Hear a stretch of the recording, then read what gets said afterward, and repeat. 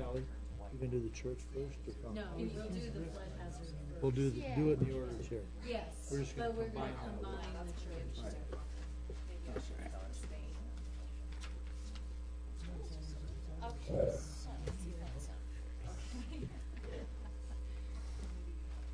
Everybody ready? Jeff, ready? Super. We're going to call to order the meeting of the Woodland Park Planning Commission, June 13th, 2013. And this time I won't forget to do the roll call. Okay. Thank you. Mr. DeVoe? Here. Mr. Watson? Here. Ms. Mattingly? Ms. Probst? Here. Mr. Rollinger? Present. Mr. Schrader? And Mr. Vogel? Here. We do have a quorum this evening with 5 members present. Thank you. Join us with the Pledge of Allegiance to the flag, please.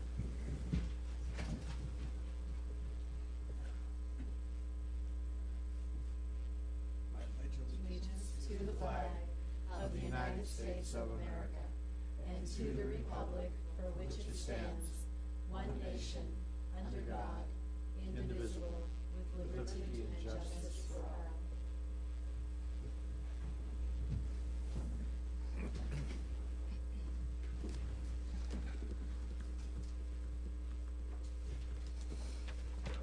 First thing we have on the agenda is approval of the minutes of the previous meeting, and I believe our planning director has some input. Thank you, Mr. DeVoe. You have at your table some edits to the minutes. The first one is on the second page. This is from the staff that I wanted to incorporate the findings that were related to the rezoning. So that reflects exactly what was presented during the public hearing for the Southwest Valley annexation zoning request. If you take a moment and just glance through those 4 bullets in red. And then the second edit that I would like to propose is on page 7, the next to the last page, is further clarification of the motion to add the details of that recommendation based upon the findings in the staff report. So with that, unless anyone else has any comments about the minutes? Yes, sir. Page 3 of the updated amended minutes at the top. Mm-hmm. And actually, I'm sorry I asked this question a couple of weeks ago, but I guess we might as well have it correct in the minutes. The question I asked was, in the planning department memo was 1.83 acres, and in Exhibit A it was 1.84 acres. Obviously, it's only a hundredth of an acre, but I thought maybe it had some legal significance. But then we agreed that we could even round it to 1.8, and that would be fine. So I just thought that the minutes should reflect what actually was asked and answered. Thank you. Thank We'll you. make that change. Thank you. Anybody else have any comments? If not, we're looking for a motion to amend the minutes and approve the minutes as you looked at. Do I have a second? I'll second. Have a motion, a second? Let me call roll. No. All those in favor? Aye. Thank you.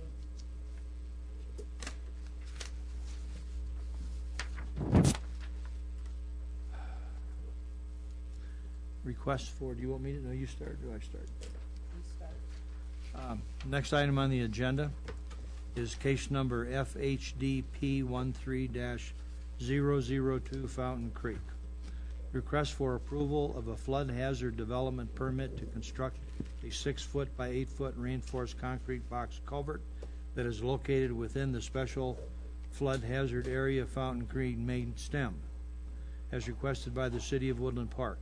The storm sewer improvements, approximately 1,200 linear feet, are located within the Rosemont right-of-way and Sandwash, together with a portion of Laurel Lane, all shown on the plat of property of C.D. Weaver, situated in the southeast one quarter of the southeast one quarter of Section 24 T12S, Range 69, west of the 6th p.m. in Teller County, Woodland Park, Colorado. Thank you.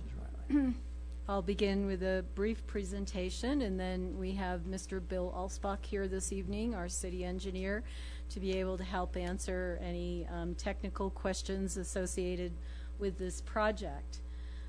So we'll begin with just a brief overview of the terminology that FEMA has designated for floodplains.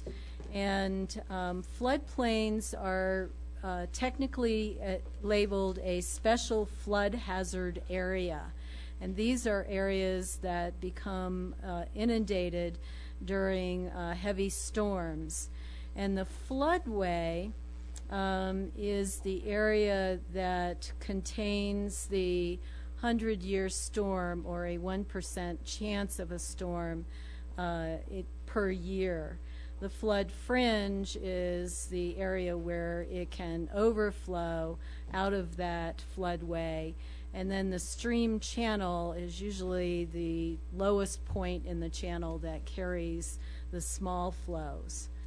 So that is just a quick review of the terminology for a special flood hazard area.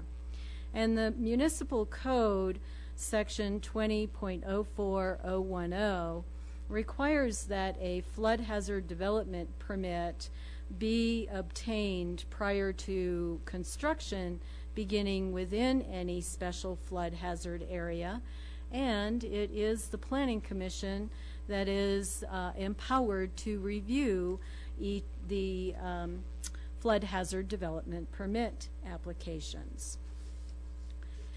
The area with which we're talking about this evening is shown on this flood insurance rate map, also referred to as the FIRMS, and it was in 1988 that FEMA established floodplains within Woodland Park, and the city adopted Title 20 to administer those floodplains. 4 years ago, Mr. Alsbach worked with URS consulting firm to remap the entire Fountain Creek area from up at Woodland Station, where it begins at the corner of Park and Chester, all the way down behind Safeway and to the Walmart area of Fountain Creek.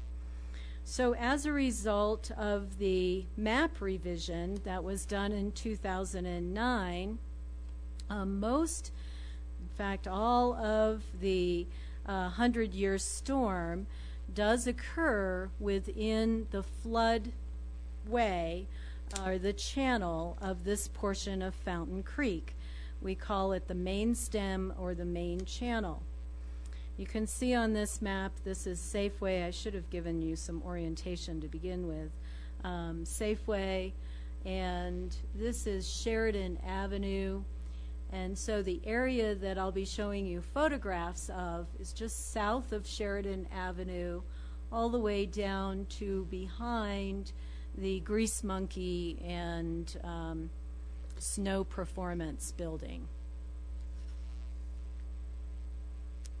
This is a little closer aerial that also gives you the perspective of the Fountain Creek main stem as the darker blue channel. The light blue channel, you had visited a flood hazard development permit in April for this to be placed in a pipe that will be part of the East Fork improvements that are going to happen in this same area very soon. So the photographs begin on the southern end, or the southern portion of this project, and this is the confluence of the main stem off to the left, and then the east fork of Fountain Creek off to the right. You can see the degradation of the sides of the channel, the erosion, and the sediment transfer. So with this new project, both the east fork and the main stem, we will be able to control that and fill this area in. So the outlets of these new culverts will be behind the Snow Performance Building and Grease Monkey. Moving upstream a little bit, the city was fortunate to obtain a pre-disaster mitigation grant from FEMA to do this work on the main stem, and it was because we have critical infrastructure that is potentially in jeopardy. And right, this blue arrow on the top, there is a force main for the sewer system, which is pumped from down where the Woodland Park Saddle Club is using the outdoor arena at this point. The city has a pump station, and the sewage from the whole south side of Woodland Park gravity flows to that pump station, and then it is forced or pumped through this pipe that traverses this portion of the channel.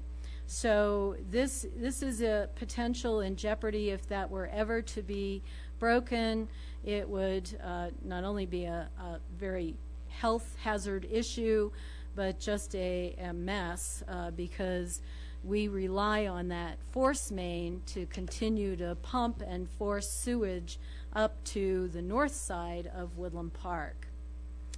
In addition, the second blue arrow, there is a service line that is currently functioning for the Eagle Fire facility, and that crosses at this point, so we want to protect that.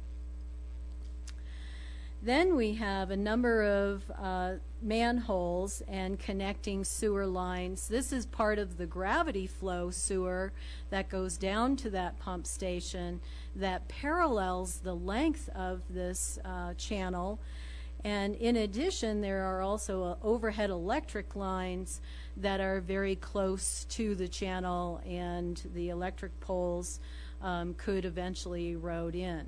So this project will protect those critical infrastructure facilities. In the lower section of the channel, you can see that it does somewhat flatten out. It's more vegetated, there's less erosion, but that's a very small segment of this 1,200 foot reach. It then, as it starts going up towards Sheridan Avenue, becomes more eroded and a deeper cut. And you'll start to see that as we get into the midsection of this project, where debris has tried to hold back some of the erosion, even these sort of temporary retaining walls. So it has changed quite a bit over time.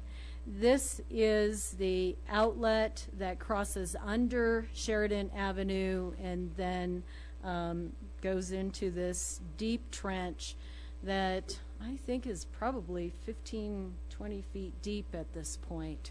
So it is continuing to erode. I point out that there is a little social trail adjacent to this area, and people do use this Rosemont right-of-way as a connector from the Cavalier Park area and the center of town down through here to the back of Safeway, and this is part of the American Discovery Trail, and the improvements will include a gravel trail on top of the 6 by 8 foot reinforced concrete pipe that will be installed here. In your packet is the floodway plan that shows the pipe that will connect, into that outlet by Sheridan and then continue down south through the channel around the bend. It does widen out a bit toward where it daylights, and Mr. Alsbach can speak to the specifics of this construction project. In addition, there's a landscaping plan that includes the reseeding and revegetation of this area, as well as the new gravel trail that will tie in to the trail behind Safeway. So with that, the staff recommends that this be approved with 2 conditions. The stormwater improvements are designed to contain the 100-year storm within the pipe. There will be a letter of map revision done when this construction is finished, and one of the conditions says that the letter of map revision, or LOMAR, is required to be approved by FEMA within 1 year of completion of the construction project. Permits are valid for 180 days. It is the staff that issues the permit based upon your recommendation. So when Mr. Alsbach is ready to begin construction, then we typically issue that permit and give them the notice to proceed. With that, I'd be happy to answer any questions.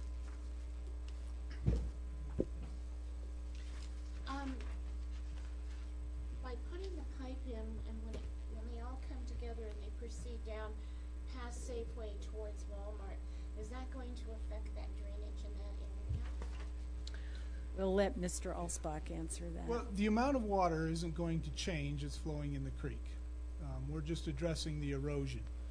The 2 projects will be tied together, and there certainly is the potential for erosion behind Safeway store as there is today. And quite frankly, that's our next reach that we'll be doing some analysis and work on and work to address some of the erosion. But the erosion down behind Safeway is certainly not nearly as dramatic nor as severe as it is in this reach. But the amount of water that flows down there today will be the same as it is today. We're not channeling any new. Absolutely flow in there, not. We're just doing it better. We're doing this to address the erosion and the threat to the infrastructure. Thank you. Yes, sir. How about the velocity of the water? Will that change? Well, certainly the velocity of the water by the design of this project, when it's inside the culvert, will be different than it is today in the channel that's there. But we've taken that into consideration, and that's why you see at the transition after it goes around the corner, before it comes out of the culvert, there's an expansion zone in that culvert where it starts to get wider. And we've done extensive calculations and all to do energy dissipation inside that culvert, so when it comes out and goes into the stilling basin at the outlet of the culvert, that it's back to a tranquil flow and flows down. But in the culvert, absolutely the velocities will be different than they are today. Sure. Yeah, I was thinking downstream, but you've... Downstream, the hydraulics will remain the same as they are today because we're not making any changes down there. But both of these structures and projects on the East Fork and on the main stem have energy dissipators at the end of their culvert so that when the water enters the channel downstream of these 2 projects, it's essentially at the same velocity it is today. What is an energy? Dissipator? Well, Sorry. no, that's a perfectly fine question. It's exactly what it says it does. It dissipates the energy. When we have water in that pipe flowing at a pretty good clip, well, we don't want it coming out of there like a fire hose. We want it to come out of there as more like it's pouring out of a bucket. So it's slower. It's not coming out at a high velocity. So the energy dissipator does that. It displays the energy and causes the water to slow down and come out in a more tranquil flow rather than something that's rapid and say as a jet or something. Is the technique shark's teeth or? Well, yeah, the method that's actually inside the pipe are baffles, concrete blocks that are lined with steel to splash the water around and dissipate that energy. If that was your question, is how is the energy dissipated? It's done through an array of blocks and concrete structures inside that pipe to bounce that flow around and get it to slow down.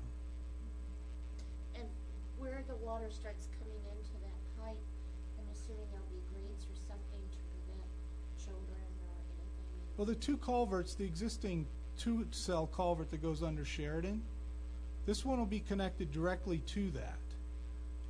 But there will be a grate there so that the city engineer can go out there and watch the water flowing in his pipe. But they will be directly connected. It's a pretty fascinating hydraulic situation there, but I won't get into that geeky stuff, but some of us get pretty excited about that stuff. Okay, thank you. Yes, sir. When did we receive the pre-mitigation disaster grant from FEMA? Let's see, we started in 2009 with the application. We went through a competitive process, were awarded that grant, and we've been doing design since like 2011. This was a competitive grant. We went through the state's process and then were selected at the state level, went to the federal level and competed there and were awarded the grant. And it was one of the last ones in the nation under this program. So it took roughly 24 months plus or minus from the point in time we filed? Yeah, it's a little more than that. Oh, It's a going tad more. close to 4 years through the whole process from when Okay. we first started. So are we in the middle of that process for the next? We're getting ready to go to construction. We're ready to start advertising. The design is complete. We're going to start advertising for construction soon. We're right in the middle of the permitting phase with the Corps of Engineers, wetlands permit, the EPA, the state water quality permits. Once we have those permits, which we hope and anticipate to have by the middle of next month, we'll be moving forward with construction and hopefully be finished with construction by next spring. No, my question was, you talked about another segment that you're planning Oh, the next further segment. on down. Are you in the process now of competing for that? No, we're not. Well, that program isn't there anymore, and the first thing we'll do is do an analysis, and I have a consultant. We're in discussions now to do some analysis of that, to scope that and probably do that next year, to do the analysis, decide what it is we need, what's it going to take, what's it going to cost. That's coming in the future. But we have started the process because the consultant we used for this project is so intimately familiar with the hydrology and hydraulics of this reach and the instability that's there, that we're going to see if maybe we can work with them to do the analysis of that next section behind Safeway down to Aspen Garden. But we haven't started that process at all. And we will not compete for a grant. The grant is very dependent on cost-benefit ratios. What made this one successful is the gravity sewer line, the force main sewer line, the power lines, and potential property damage because it's so narrow in there that the cost-benefit ratio is favorable, and that's why we were selected. You get down closer to Safeway, those same conditions do not exist.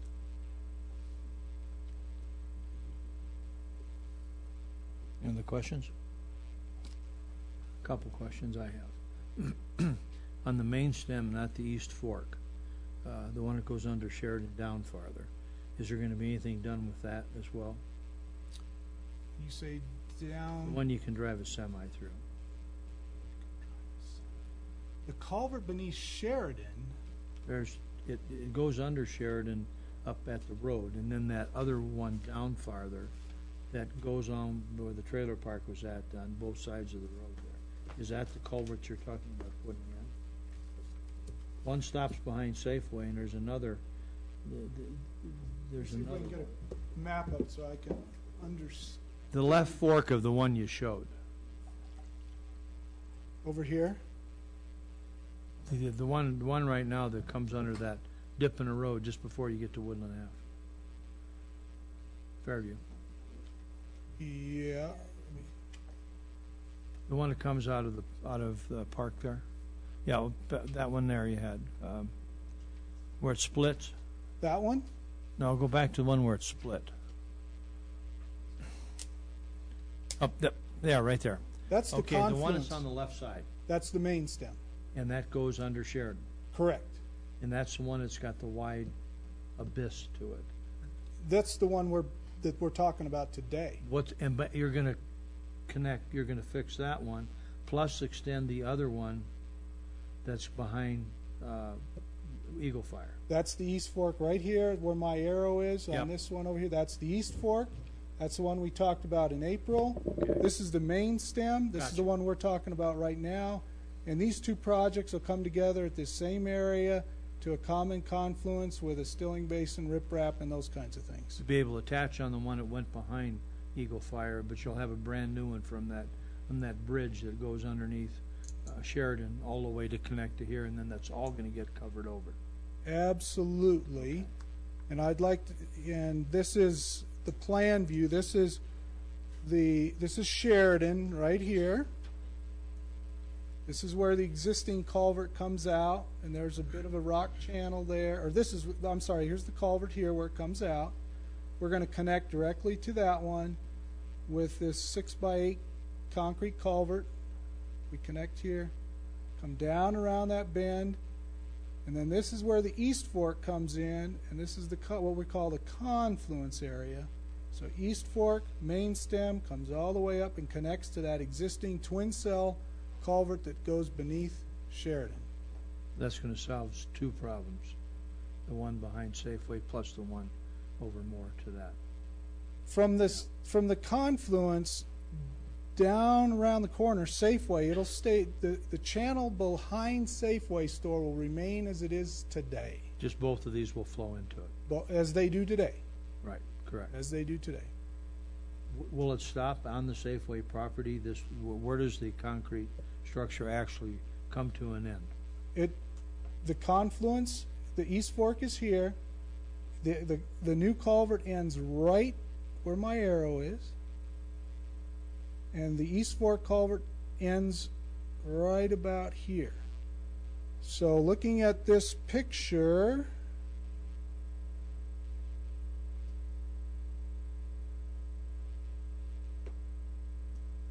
the East Fork culvert will end about here. The main stem culvert will end just to the left outside of this picture. And then what will be done with the rest of that in front of it? Grade it out? Down below Safeway? Yeah. From the end of the box culvert to an area about in here, there'll be a riprap stilling basin and actually a sheet pile cutoff wall that'll go in here and right in this area. But beyond that, downstream of that, behind the Safeway store to Aspen Garden will remain as it is today until we complete our analysis in the future years, Understand. because we don't have the same stability issues behind And Safeway. once we get under Aspen Garden Way, at some point in time, that becomes county. At Aspen Garden Way. At Aspen Garden Way. Correct. Okay, and anything beyond Aspen Garden Way would be the county's responsibility or joint project or something. Correct, until we get to about Saddle Club property, and then it becomes city property again. Okay. And in the long term, we have plans to do a stability analysis in that reach also, to tie into the Walmart project, to look at the Saddle Club property. So in the grand scheme of things, we're looking at all pieces and parts of Fountain Creek, from the headwaters up here by Gold Hill all the way down to Walmart, where the city limit is. We have plans to analyze, to look, to assess, to develop stability improvement plans for the entire reach of Fountain Creek, minus those sections in the county which are under their jurisdiction, but we work together. Thank you for doing that, because that gives everybody a better perspective exactly what's all going to get filled in and what that's going to look like. Well, and I'd like to say it's certainly never my first choice or alternative to put water in pipes. We prefer, the first solution is to try to do a more natural channel design, an open channel that's stable. The reason we kind of got forced into doing this in pipes, and that's really what it was, we got forced, is the right-of-way, this property that the city owns that can put this infrastructure in is very narrow. If we were going to do an open channel stabilization project, much like we did on Fountain Creek above Sheridan, through Cavalier Park, are you all familiar with that reach? It just would take a wider swath of land, wider than what the city has, and that would require us to go out and purchase property, to move homes, those kinds of things. That's why we came to this box culvert alternative, because the right-of-way there is so narrow. We always want to try to keep those creeks in open channels where we can see what's going on, we can monitor it, we can have natural vegetation and all, but sometimes you just got to put it into a pipe, and that's what we're doing here. It's never our first choice, though. Before you did the project on Cavalier Park, where it went up to and went over into the property by the trailer court and on up into Woodland Station, that was dangerous. We'd get a 5-inch rain, and that water came through there so hard, it would take a small child and suck it right down through those pipes.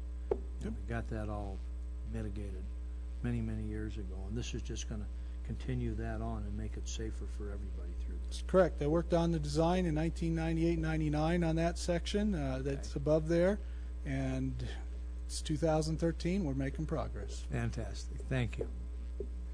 Thanks, Jeff.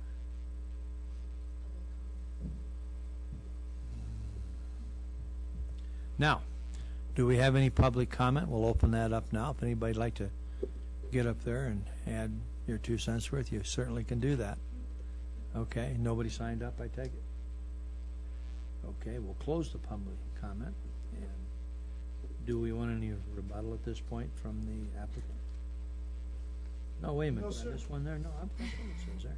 I guess there was no public comment. So you have to do that. Okay. Any final questions from you folks?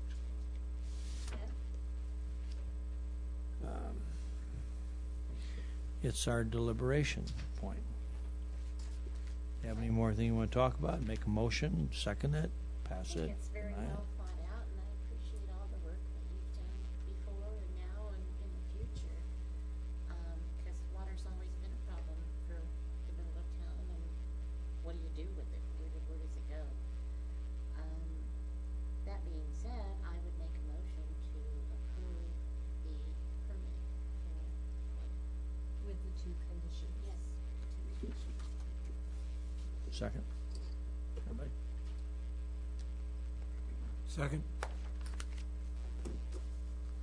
We have a motion and a second. Ready? DeVoe? Yes. Watson? Yes? Probst? Yes. Rollinger? Aye. And Vogel? Yes. Motion passes unanimously, so we will look forward to the groundbreaking. Thank you for your support. It's been a long road, but we're making progress and we're getting there. That's great. Thank you. Thank you. Appreciate what you're doing. Are you ready for the next case? Case number SUB 13-001 for Our Lady of the Woods Church. Request for review and approval of a major subdivision plat titled Teller Catholic Subdivision for tracts of land located in the north half of Section 24, Township 12 South, Range 69 West of the 6th Prime Meridian in the city of Woodland Park. I'm getting better at those abbreviations. In Teller County, Colorado, consisting of 6.15 acres, more specifically the southwestern corner of U.S. Highway 24 and Southwest Street, as requested by the owner, Catholic Diocese of Colorado Springs. Thank you, Council, Commission. Councilman DeVoe, if we can take the item C with this, if you can announce that one as well. Okay. Do these together. Yes, please. Case is number CUP 13002/SPR 13-002 for Our Lady of the Woods Church. Request for approval of a conditional use permit with a site plan review for the use of a place of worship and development of a 7,824 square foot sanctuary on the property of 116 Southwest Street in Woodland Park. Thank you. And thank you for being here tonight to listen to our cases and give us some feedback for recommendations to City Council. Tonight I have the pleasure of reviewing the Our Lady of Woods Church case to you, and in representation of Reverend Timothy Corbally as part of his applicant team. We do have with us tonight David Langley, who is the architect of this project. We also have several other parties that are on the team. Kevin Lloyd is a surveyor, and again, the applicant is Reverend Timothy Corbley. There are several actions that are entailed in this case. Most of you probably recognize the Our Lady of Woods Church. It's located at the corner of Highway 24 and West Street. More specifically, the current location is 116 Southwest Street. There are a couple of concurrent actions that we'll be looking at tonight. First, we'll be looking at a request for approval of a minor subdivision plat, final plat, and also a request for approval of being a use of the new sanctuary, a use of worship in the Central Business District, which requires a conditional use permit, and the development of the 7,824 square foot sanctuary, which will be placed on Lot 1 of the subdivision. There are several code-related sections, and I've listed them all here according to whether they relate to the final plat or the CUP site plan review. A lot of you will recognize Title 17 as several codes, minor subdivision process at 17.36. The design standards are at 17.40. And for the conditional use process, we do that one a lot, 18.57, along with performance standards at 18.33. Giving you an aerial view of the site, and on here you can see the existing church is right here, and there are 4 parcels that make up this total property that the church is deeded. And we have here several businesses across the highway. Compassion Animal Hospital. We have off to the west Vector Bank. Many people are familiar with that. And then to the west we have the Gold Hill South Plaza. And then further to the south behind Columbine Avenue we also have several residences. Translating this into a zoning map, you can tell that predominantly this is in the Central Business District, but off to the west we have a planned unit development, which is again the Gold Hill South Plaza, and then urban residential to the south. So the proposal tonight before you is to take the 4 parcels of land, and I've listed their acreages. It combined comes to 6.15 plus or minus acres, and make it into 2 lots, lot 1 being 4.26 acres. That would be where the new sanctuary would be built. That's the current Kavanaugh Field. And then lot 2 is where the existing structures are at 1.89 acres. So that's the proposal for the final plat. And this is rather small to most of you, but you do have a copy of this in your packet for the subdivision proposal. This is the existing, how it's deeded right now. Again, parcel A, B, and D and E are up here. D here and E here. And there are several things that I want to point out with this plat. You'll notice that there's a current utility line. That's a utility and drainage easement. Moving forward to what the final plat proposal would be.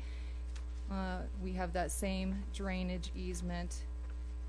And as part of review, just to point out right now, one of the things that was pointed out by the utilities director was that there is also a water and sewer line that's in here. So that'll need to be added. It is a condition to our approval tonight of the final plat. Would be extending an additional at least 10 feet to the south. We also have 2 other easements listed here. These are owned by IREA. On the along West Street, we have a 5-foot easement, utility easement, and then we also have one along the southern property line of 7 foot. And IREA is requesting that those be extended to 10 foot at least to accommodate maintenance functions and whatnot. So those are all written into the final agreement. And also you'll notice at the top there is a dedication of Tract A at the very top that's being proposed. going to go over the design standards 17.40. I'm not going to read this verbatim, but just to kind of give you an overview. The purpose asks us to look at several things, from natural vegetation being preserved to making sure that the protecting views from the corridors, the national corridors. And we found that this complied. There's adequate vehicle access. The utilities and drainage is mitigated and allows for efficiency. And it's been used as a place of worship. The current structure has for over 50 years.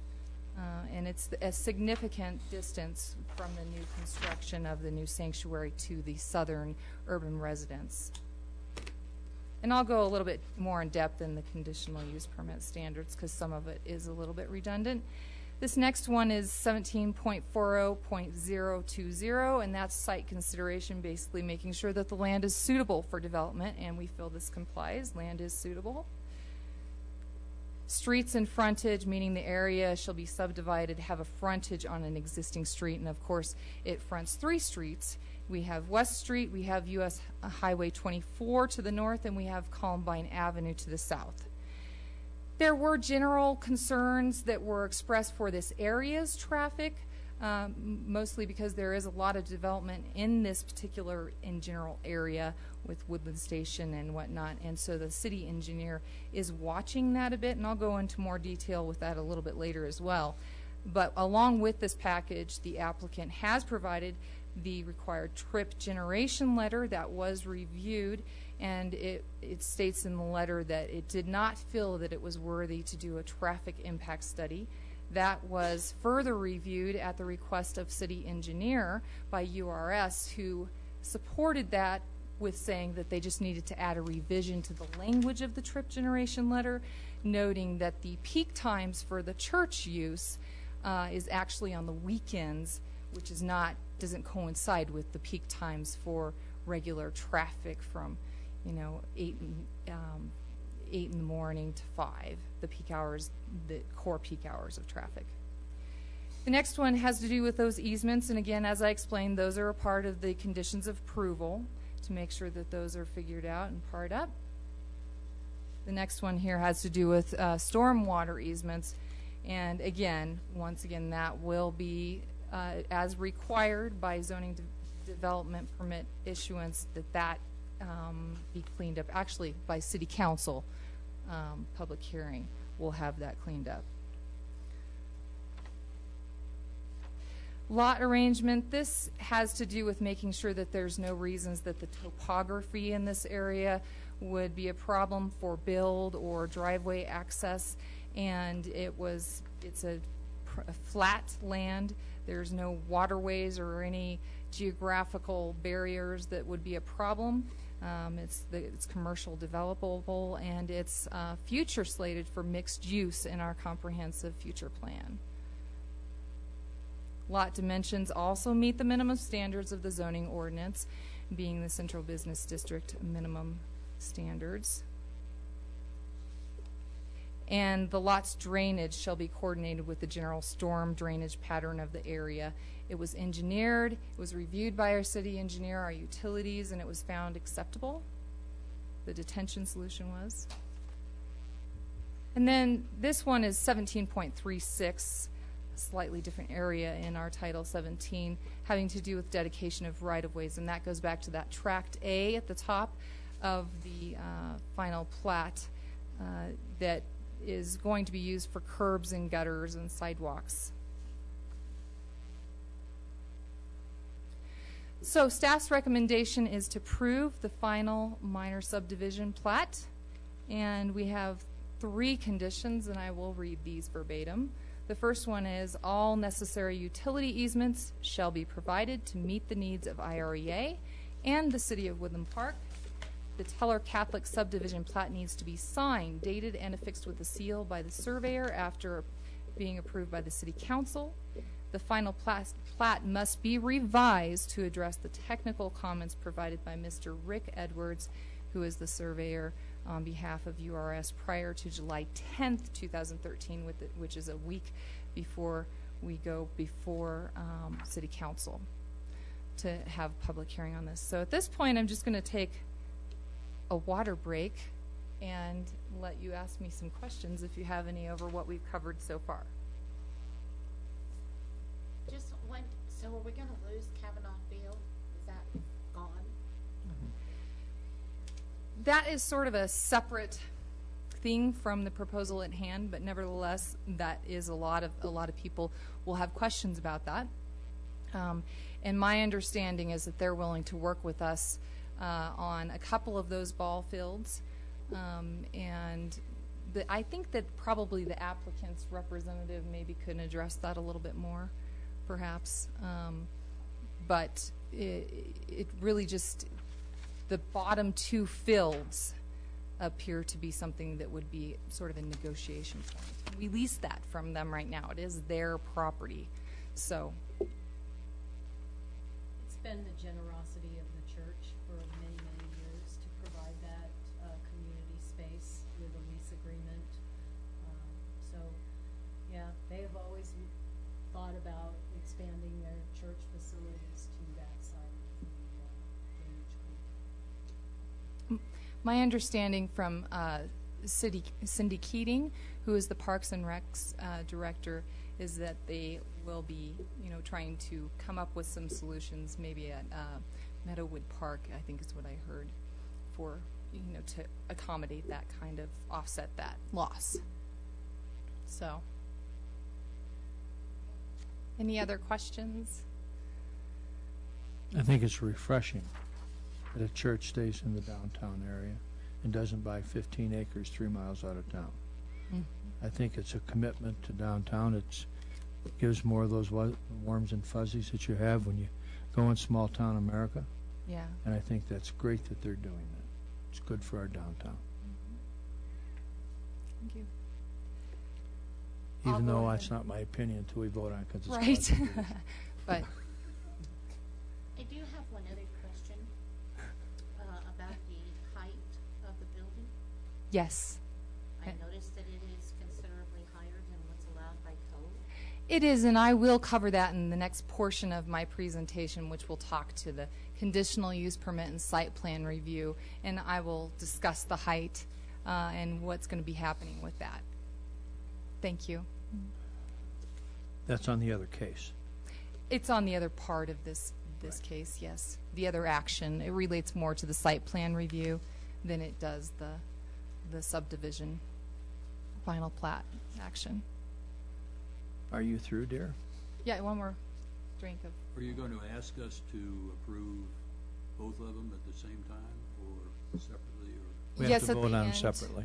It's my understanding that it'll be all once, approval of all at once. 2 votes, 2 votes. Thank you, Sally.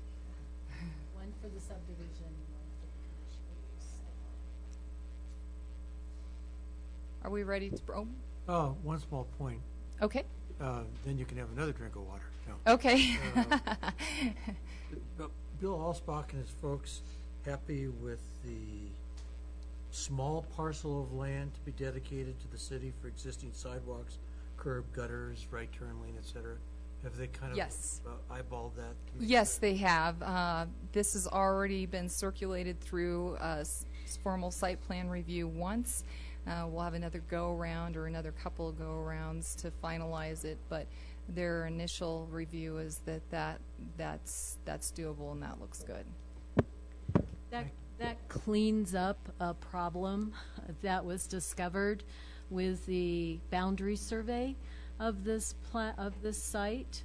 So didn't realize that the city had many years ago, I believe in the late 90s, those sidewalk improvements and the right turn lane onto West Street was built and encroached upon the church property.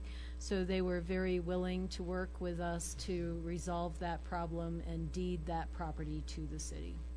Great, thank you.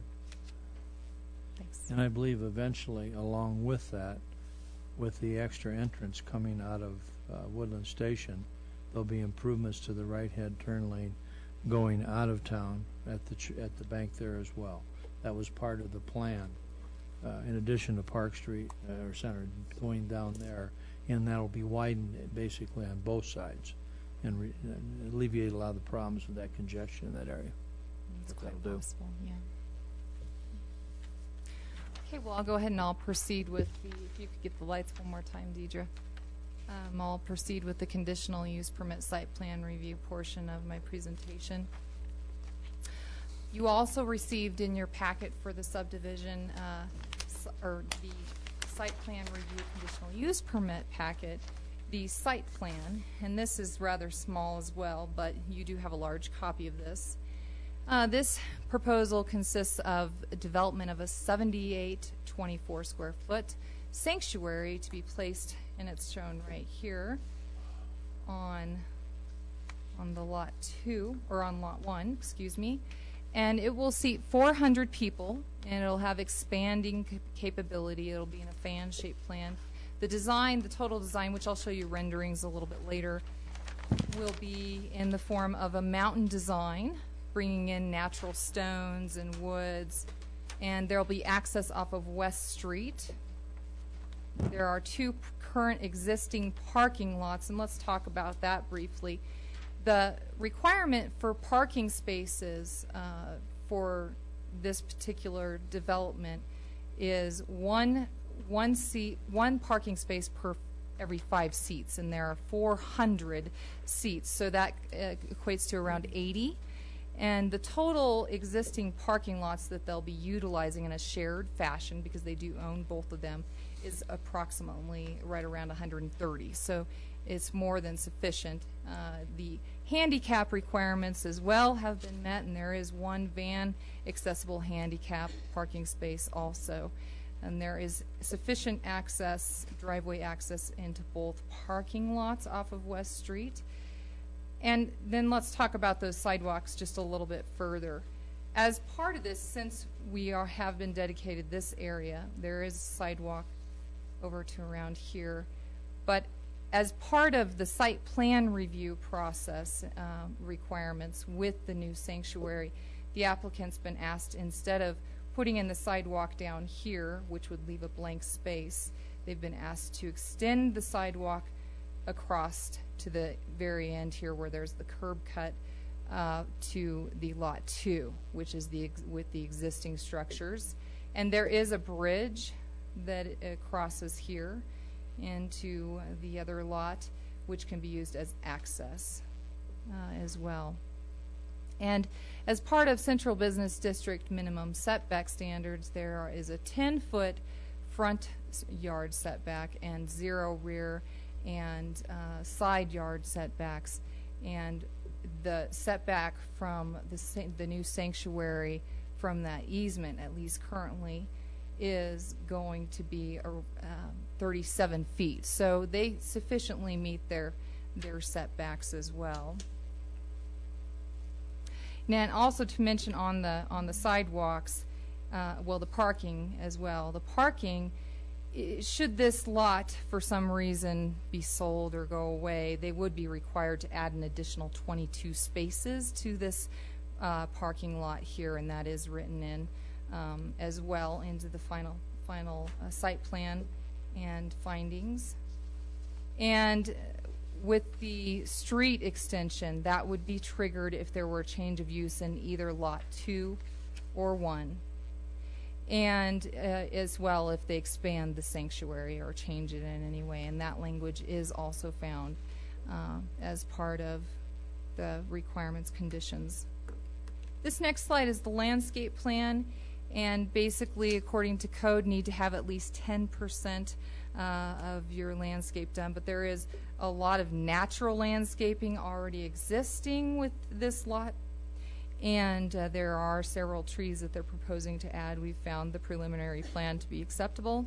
And we're asking for a final landscape plan as part of the final site plan review. A couple of pictures. This is the current main structure. And then off over towards here is the administrative building that services the church. And of course, you can also see that big expansive parking lot as well. This is a small shot of the sanctuary itself in comparison to approximately where that field is facing back, so you can see it's a rather large lot. Building elevations, and I believe Ms. Probst, you asked a question about the height, and if we could please address that. This is a really good drawing because it does, this dotted line right here represents what the maximum height requirement is for the central business district, which is 35 feet.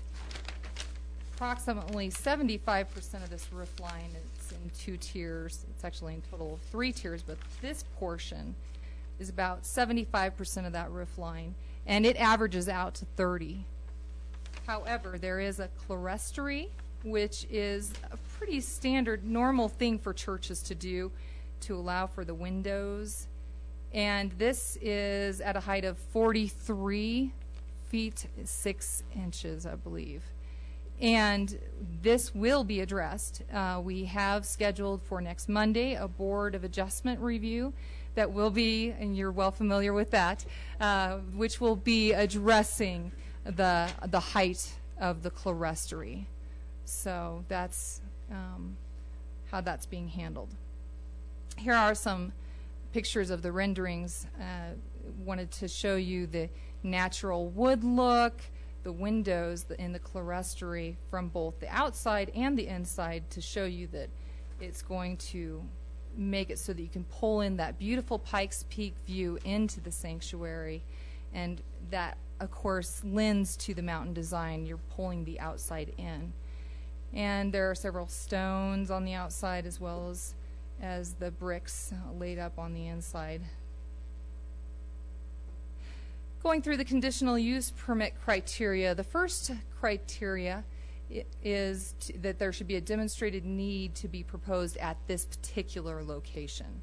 And of course, this church has been here for over 50 years. It has historical significance to the congregation. It's not a historical landmark, but it does have historical significance to the congregation itself.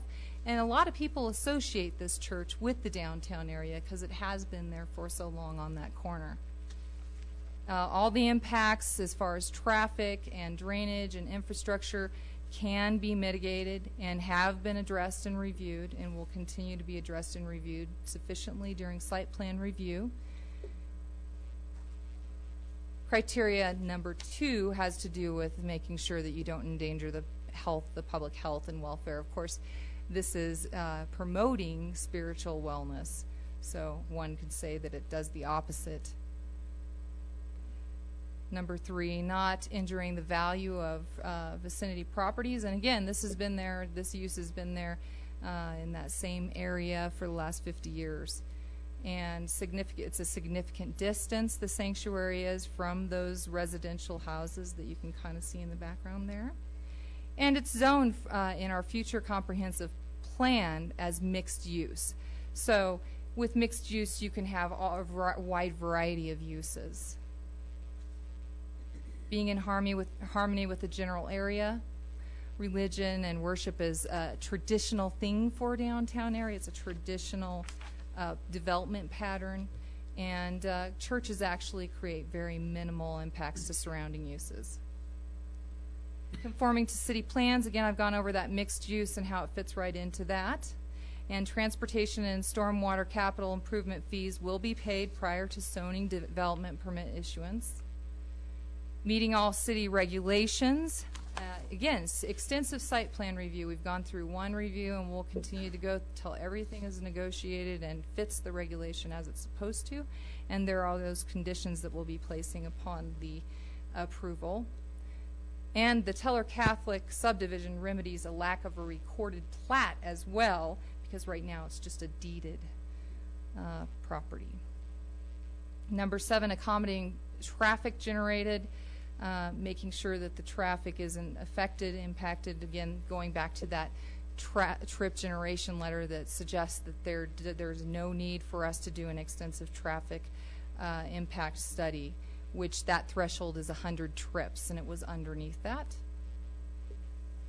Making sure that the topography is appropriate and that it's arranged around environmentally significant features.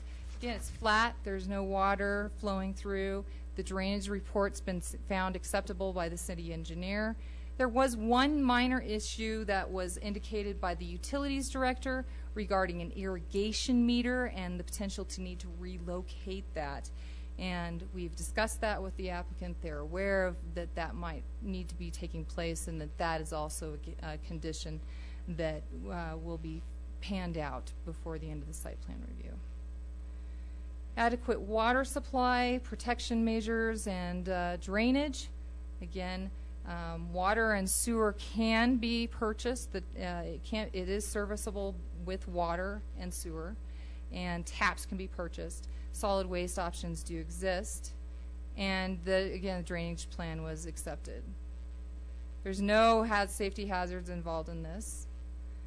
And criteria number 11, having to do with architectural design, amenities, and other aesthetic enhancements. And of course, the design does a wonderful job of bringing in the natural environment around it, pulling in that Pikes View and taking advantage of that to make it a focal point, as well as doing reminiscent bricks and stones and wood. Site plan review. This is the next part, and there is quite a few criteria that I've already discussed in one fashion or another related to this conditional use permit. So just to say that it does meet all of that criteria. If you have any questions about how it does, feel free to ask. Performance standards and design found in 18.33. Building siding complies. It meets the standards. I described that as far as topography and orientation. Described that as well. It meets those standards, and the architectural design. So it's staff recommendation that we approve with the following conditions prior to zoning development permit issuance. Transportation capital fees and stormwater capital fees shall be assessed and paid as calculated by the Public Works Director for the city. Water and sewer taps shall be purchased in accordance with the current 2013 rates and based upon commercial fixture unit counts. All required public infrastructure shall be constructed as shown on the site plan.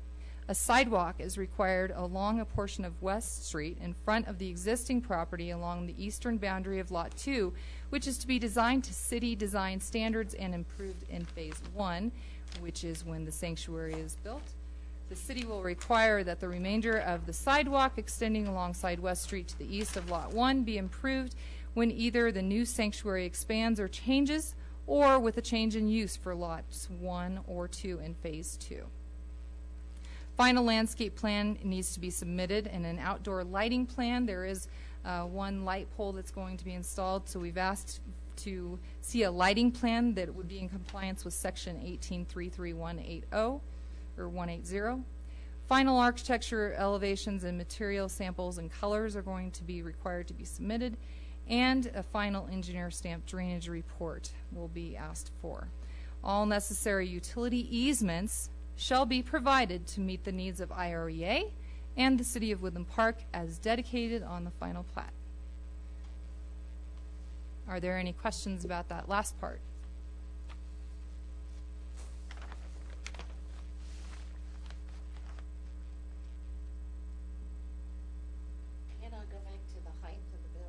Yes, ma'am.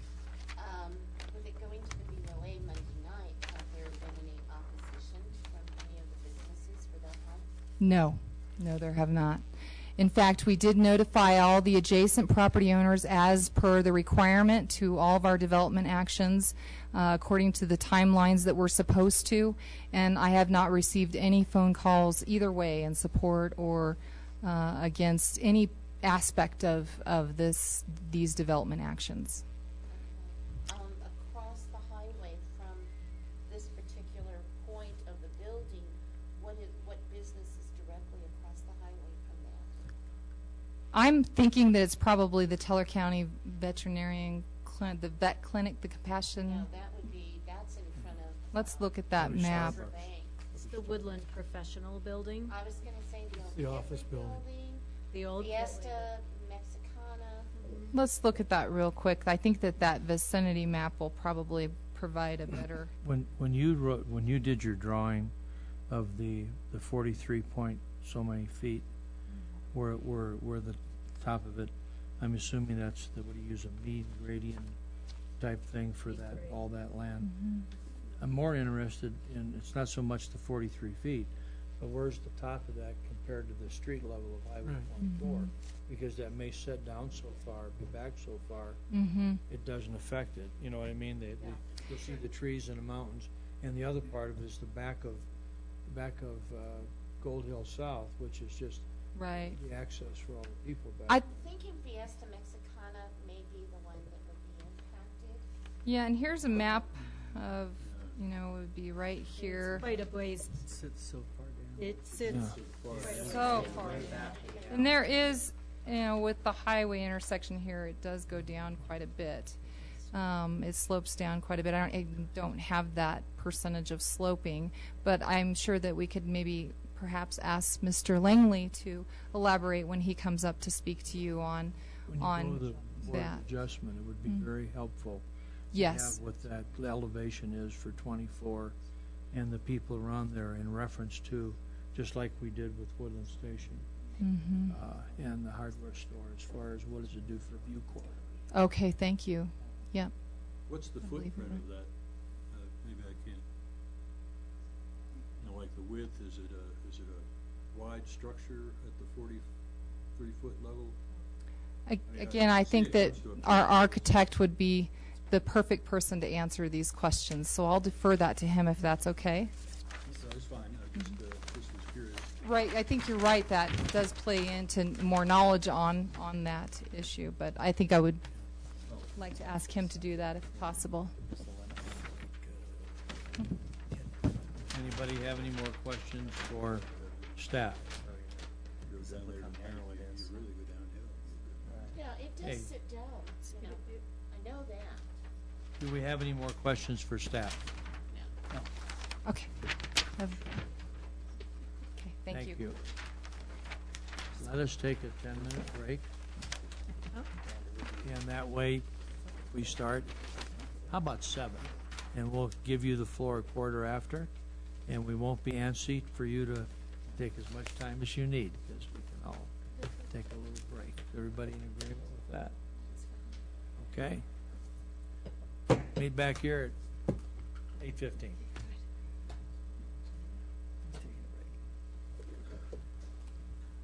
He needs water.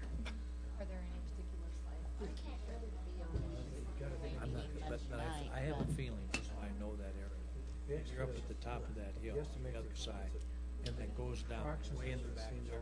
I think that's below the tree. Maybe slightly higher. Yeah, a lot of their dining.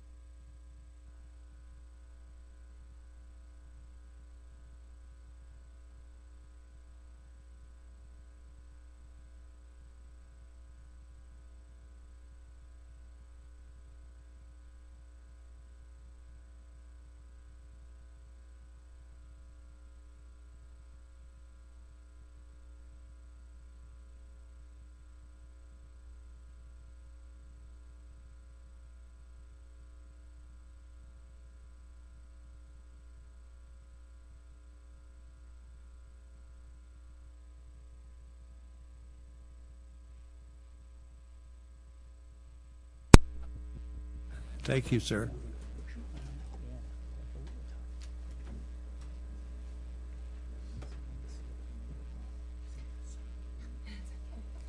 We shall return to order. In the next order, I believe, is the applicant. Am I correct on that? Yes.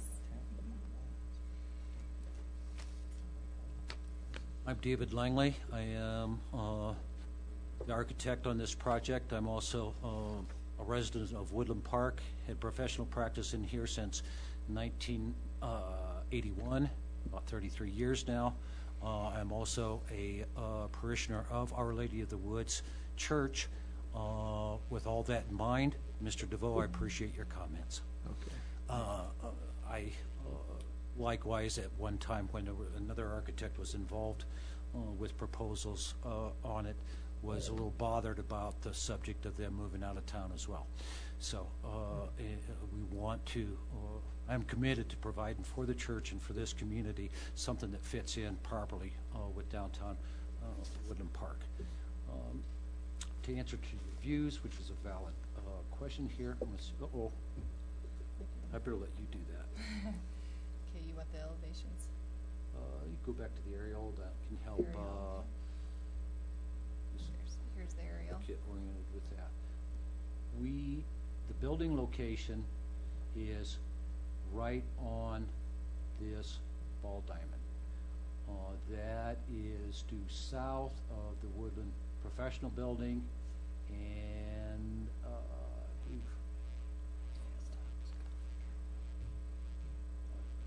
Fiesta Mexicana. Am I saying that right? I get lost with the restaurants here. It's about on that corner there. So with respect to how it affects the views on it, the elevation, it will not affect the restaurant because the view south is, I keep losing that, there we go.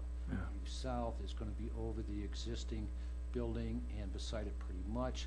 This would start to obstruct the view that is over this intersection and that metal shed on there. The Woodland Professional Building, certainly we'll be able to see it, but the height of the topography is such that it's physically not really higher than, there's a hillside right here and kind of a cone-shaped hill right here. I don't have the exact physical elevation on it, but it appears for me from having studied the site that it's going to be, those hillsides are actually slightly higher to the peak of it, and there's a residence setting into this hillside that sets fairly tall.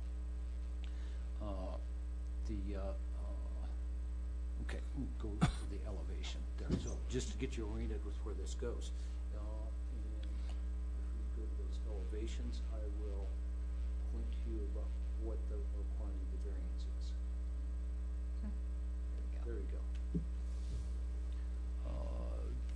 This represents the street view. As you can see, this line is the actual legal height at the 35 feet height.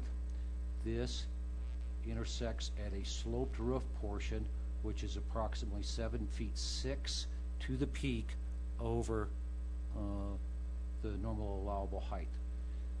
That, if you go to this street view, that would be right across this little piece of triangle. Therefore, we've got a piece, what it amounts to is we've got a piece approximately 12 feet across, sloping up to a point, and off the top of my head, I'm going to say about 32 square feet of wall surface from this side of is over the height variance. So as churches go, that's very minimal and is very much not in effect as far as being an impact on this. It's such a small amount that I can't visualize it as an impact on that.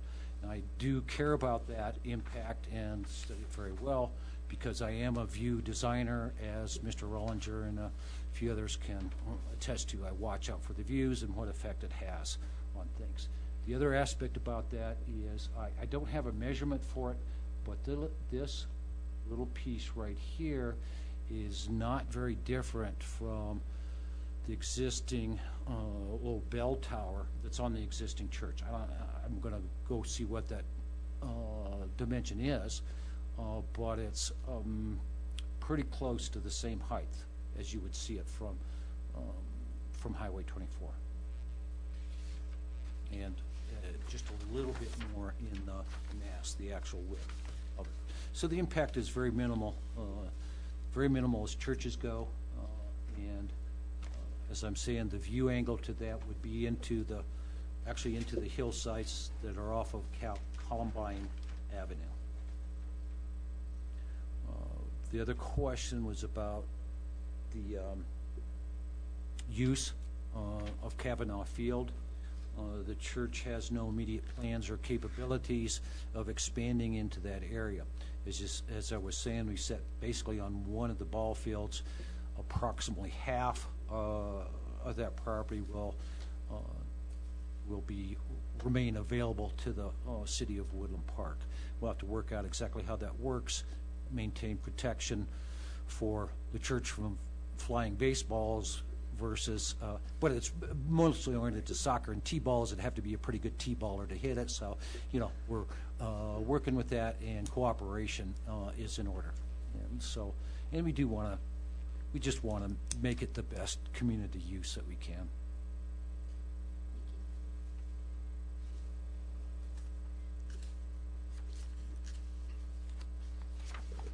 The existing parking lot there below Kavanaugh Field, will that be utilized as part of the church parking?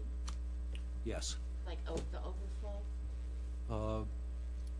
Are you speaking of the parking beside Kavanaugh Field on it? Right. Yeah, that'll be the principal parking for the new structure. The principal parking, the required quantity of parking requires making use of the existing parking across the drainage channel right away. So it all contributes to it, but that'll become the principal parking for the church use. Okay. Because I live on West Street on the other side of West Yeah. Street. Yeah, and so I'm aware of the traffic sits, kind of accumulates there, particularly when there's ball games or whatever going on in the field. Is that gonna be an issue for the church if you're having church services at the same time they're doing whatever on Kavanaugh Field? That will be something that will need to be a piece of discussion with the cooperation with the city. The church's usage obviously is principally Sunday morning, but also they have Mass Saturday evening, which I don't believe that field is particularly used into Saturday evening very far, but there will need to be some negotiation, some use in making it the best for everybody. Well, I just worry about the kids, being Sure. part of Kavanaugh and things going on, and then all the cars at the church, kind of converging at one time. That would not be a good scenario. That's a good point. We should remember to bring that up with the Park and Rec Director as a part of the scheduling. That it'd be a requirement to keep those safety issues in mind upon the whole scheduling and allowance of the city to continue to make use of that recreation. You have to bring a ticket showing you went to church before you get to play in the field. Sure. Well, because you live there, you notice traffic like that. Sure. I have grandkids that used to play on that field. So. Sure. And my kids grew up playing on that field as well. So, got the heartstrings involved with what the choices to be made are as well. And there's a bit of a balancing act that goes on, kind of applies to the traffic, as they were mentioning, where we've got an increase in traffic, but that's in balance to an increase from the existing seating, church usage on there, and the timing of it being Saturday evening and Sunday morning as being the principal time. The traffic is a different time than the other activities. Sally, do you know if they even play on Sunday mornings, the Little League? I don't think they even play on Sunday morning. No, I would be aware of it. Sunday afternoons they do. Yeah, Saturday afternoon. I'm not aware of Saturday evening. I haven't paid attention to that. I don't think they They play have on morning. practices and things like But it would, from the existing church, it would be very much noticed if that was going on, now, as we'd be hearing it. You know, the windows are open in the summertime at the existing chapel, and it's real quiet on that. I have noticed that there can be practices of a Wednesday evening when I hit a night meeting at the church, but other than that, it's pretty quiet, and so the conflicts as they exist are pretty minimal. And I figured they would be, but it was just a concern with that parking lot and watching those kids and the little kids running around and, you know. Questions? Anybody else? Comment? May I make a comment? You can make a comment. Yes. Another Langley masterpiece. Thank you. I appreciate that. This is such a win-win for the congregation, for the city, et cetera. And it'll be added to the half a dozen really nice-looking mountain-type structures that are already in the city. Appreciate that comment. As you know, we work very hard to accomplish that. You could look at the rendering and know that it was from Langley. Thank you. This is true. That's a compliment. Yes. I decided to take it as such. Okay. Any other questions? Thank you. We're going to open the public comment. We're going to close the public comment. Okay. We're not going to look for rebuttal. Do you folks have any final questions?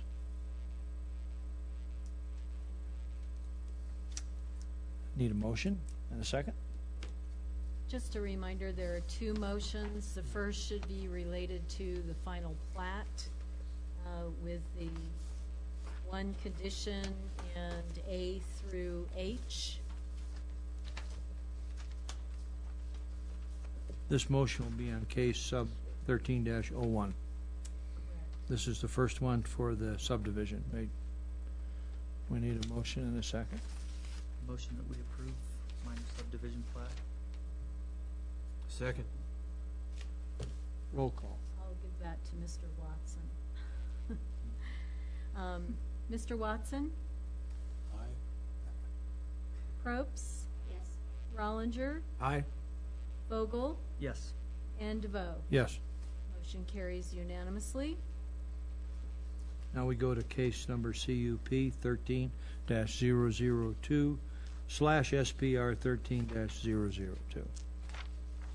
I'll make the motion to approve. Second. Seconded by Rollinger, and that is with the one condition and subsections A through C. Yes. I'm sorry, I had them reversed. So this, the final plat was one A through C, and now this is the conditions that are A through H. Right. Okay. Let the record be shown, we've got the right conditions. We'll begin with Probst, Yes. Rollinger, Aye. Vogel, Yes. DeVoe, Yes. and Watson. Yes. Motion also carries unanimously. This will move forward to the City Council agenda on June 27th for the first reading of the conditional use permit and setting the public hearing for the conditional use permit as well as the subdivision on July 18th. And the variance request will be heard next Monday. Well, if you give me a call and let me know. Sure. Yeah, I would I can't be there Monday night or. I would suggest at the, and it's just a suggestion now that it's voted, it's no longer quasi judicial, that you provide some information for the for that meeting, showing some kind of angle views or something like that. You've got all those numbers to get an idea of what it's going to be, because I don't think it's going to affect anybody, but those questions will be asked that night. And They visual know. just works. Trust me, I was on that board for 10 years. Visual, that just works. Okay, seeing nothing else on the agenda, and the work session is really after the meeting, we could look for adjournment. So moved. I have one report. Oh, I'm sorry. didn't show that I on. Okay, I your just report. wanted to introduce to you Stephen Oxheimer.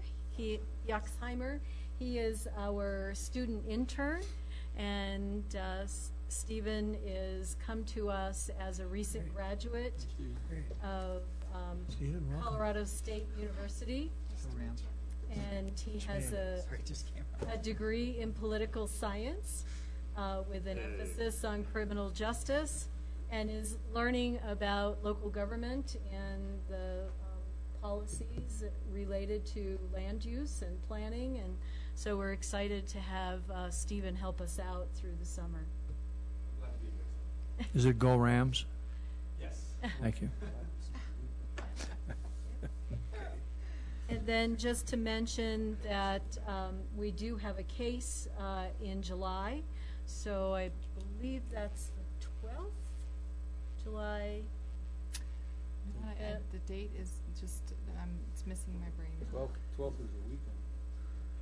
It's the 11th, July 11th. We have another conditional use case that Yes. is scheduled for that evening, so we'll hopefully get that one done fairly quickly and then try to do our work session so that we can continue to talk about the use matrix. Somebody's going to CML, Yes. and then we'll have a PowerPoint presentation at that meeting. I appreciate that. Sure. Okay. You'll enjoy talking about it. I look forward to that, seriously. Now you're welcome to adjourn the meeting. Okay, fine. We have, Marty has, I asked for adjournment. She has put her hand up in the air. Do we need a second for that? No, we don't need a second for that. All those in favor? We're adjourned. Okay. Okay, thank you so much. So you need these, It would be nice to have the colored copies and the other copies back. That would be great. That would be great. Helpful. Pass them on to Sheridan. Let's see. Colored only or all? We'll we take got it more all here? unless you want to keep any part of it. Keep it. I'm interested. put it in, Very nice. hang it on the wall in your bedroom. It's wall art for me. Yeah. Come on. I thought And when I I said, walked by, I don't want that anymore. Councilman points I love that. I don't care about this one. She can have this one back.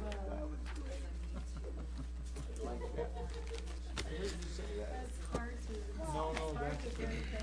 Oh, that's okay. But that was fine. I got, well, I don't know if that's an elevation, it's just a different dam. Yeah.